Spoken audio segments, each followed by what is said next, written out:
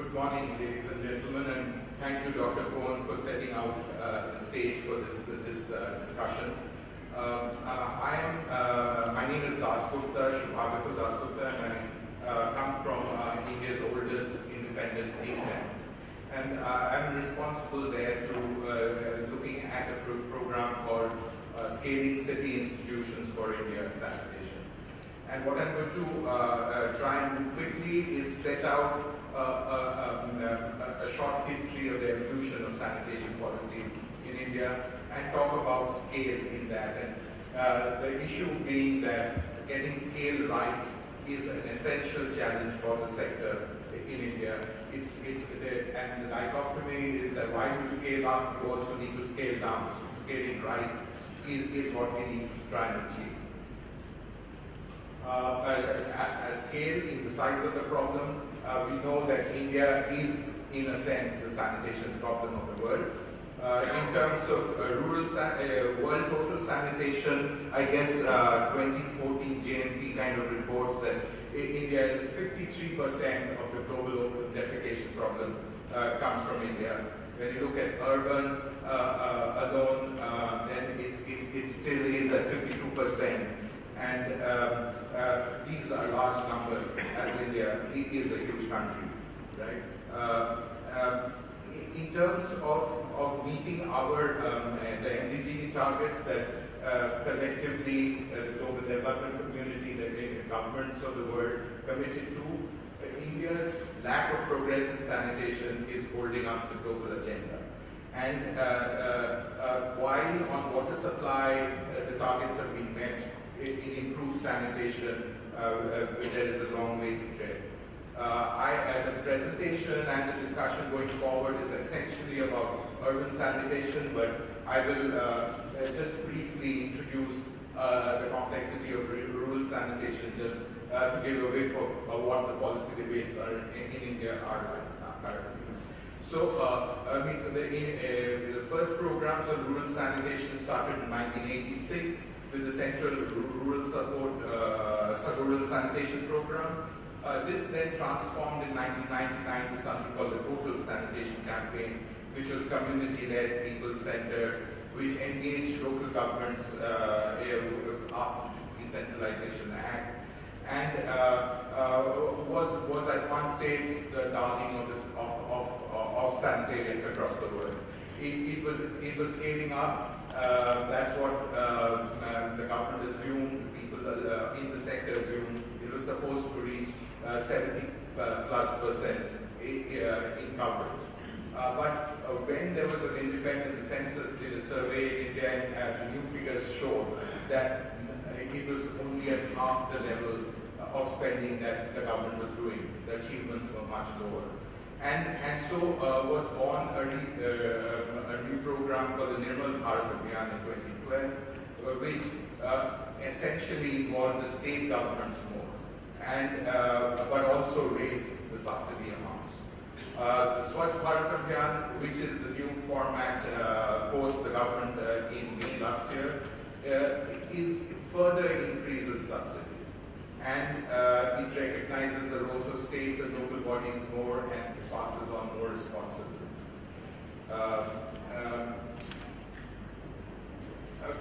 Interestingly, there's been a large survey, the SWOT survey was mentioned yesterday, and that shows where we are headed with some of this in a sense.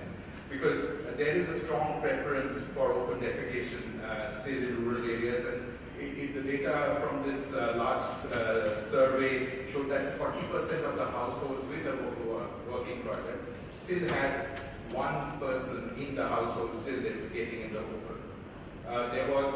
There are psychological issues about the uncleanness of the toilet, and so the strategies adopted are keeping toilets away from homes or building very high capacity pits, which only empty very often.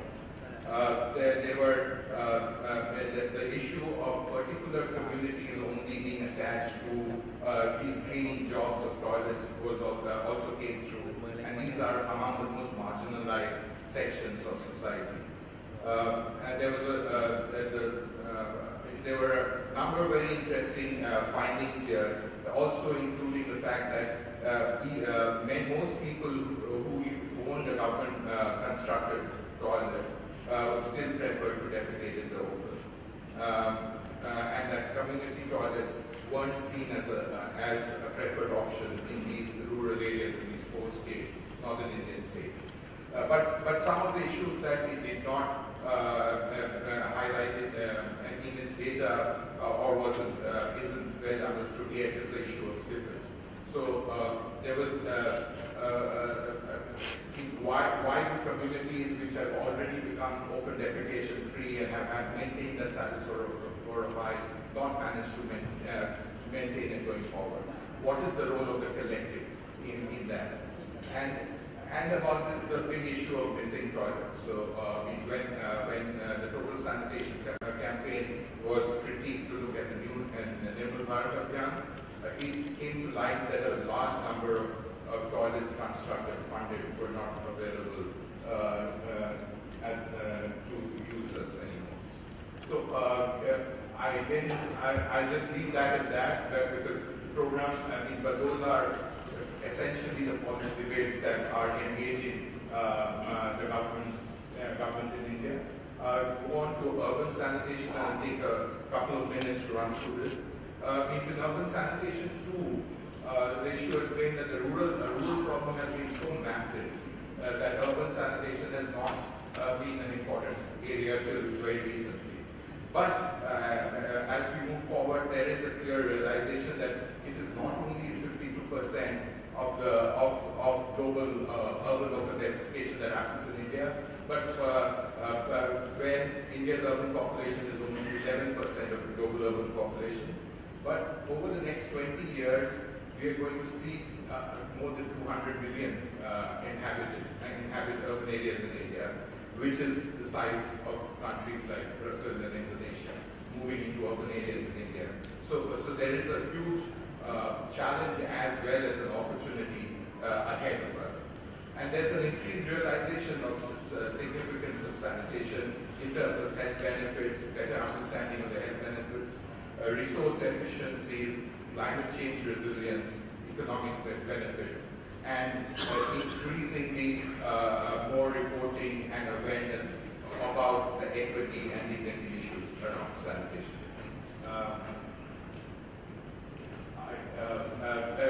Just to flag that the government is also very well aware that while a lot of attention has gone into basic sanitation over the last few decades on environmental sanitation itself, only 10% of the waste generated in India India has only 10% of the treatment capacity that it requires in urban areas. But sanitation has made some progress, and we do incorporate that in our thinking. In the fact that open defecation has steadily gone down. When we got long-term data, in rural areas, only 1% had access to toilets in the 1980s.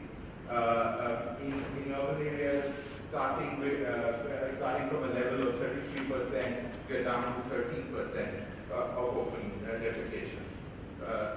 This, although there's no direct linkage, it also shows it reflects in IMR ratios coming up. At the state level, there is a lot of differentiation. There are a bunch of states which have higher levels of open defecation, and the states can be kind of categorized according to their GDP and their open defecation. Smaller cities are lagging larger cities. Open defecation doesn't come from slums alone. There's enough evidence to show that non-slum areas too, there is a lot of open defecation.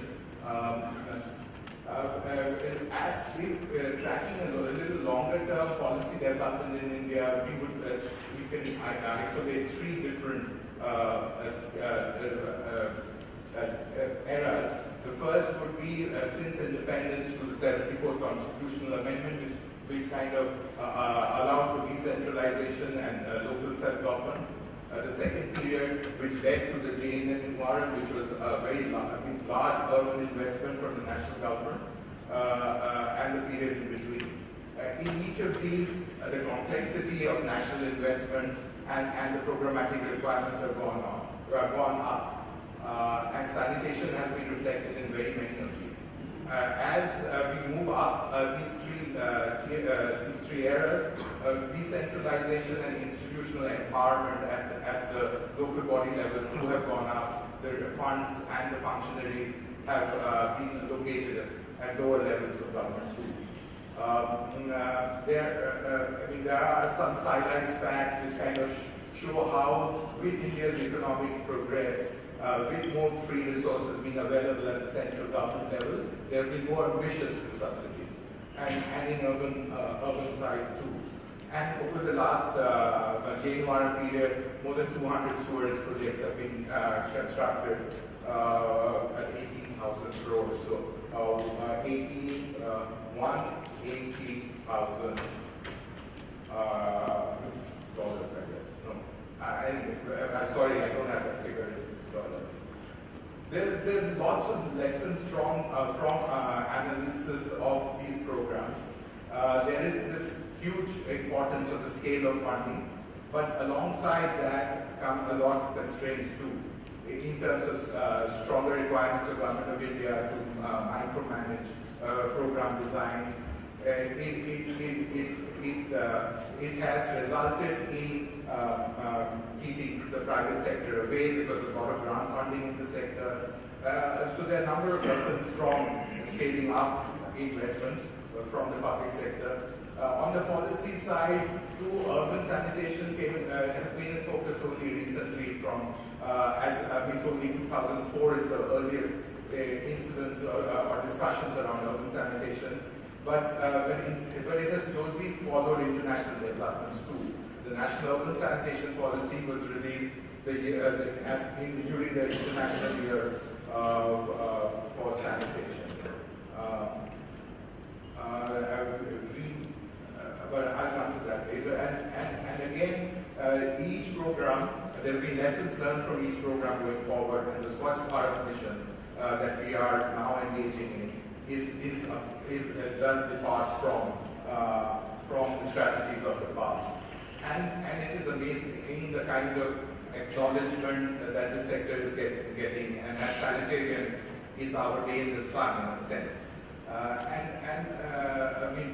The connect that the Prime Minister has provided to the people at large, and has been, the strategy seems to be from his end to get individuals to want and demand sanitation and put pressure on local government, and simultaneously fund state governments to make sanitation happen.